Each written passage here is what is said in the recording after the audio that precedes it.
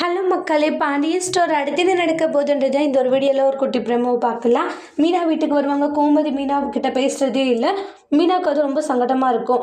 உடனே ராஜி இருந்துட்டு, என்னக்கா நானும் வந்து பார்த்துட்டே இருக்கேன், நீங்கள் அத்தைக்கிட்ட எதுவும் பேசவே மாட்டேங்கிறீங்க, என்ன விஷயம்ன்றாங்க. ஏன்னா அத்தி நீங்கள் வந்தால் அந்த அளவுக்கு ஒரு மாதிரி கலகலப்பாக பேசுவாங்க. ஆனால் இன்றைக்கி நீங்கள் எந்த ஒரு விஷயத்தை பற்றி பேசிக்க மாட்டேங்கிறீங்க, மௌனமாகவே இருக்கீங்க, அப்படின்னா நடந்துடுச்சுன்ட்டு இப்படி இருக்கீங்க அப்படின்னுவாங்க.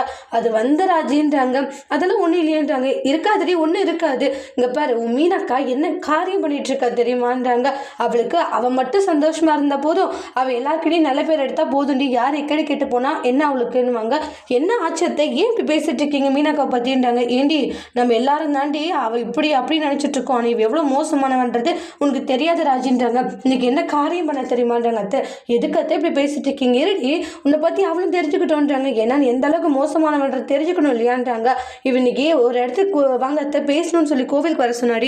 அங்கே போனால் அந்த மயிலா அவங்களுடைய அம்மா வராங்க. என்ன பேச்சு பேசுகிறாங்க தெரியுமா, நடந்துச்சுல சொல்கிறாங்க. ஏங்க மீனாக்கா அப்படின்றாங்க. நான் எல்லாம் ஒரு காரணமாக தான் கூட்டிகிட்டு போனேன் ராஜி, அதுக்குள்ளே என்னென்னவோ நடந்துடுச்சு. அந்த மயிலாக்காவுடைய அம்மா எல்லாத்தையும் சொதப்பிட்டாங்கன்றாங்க.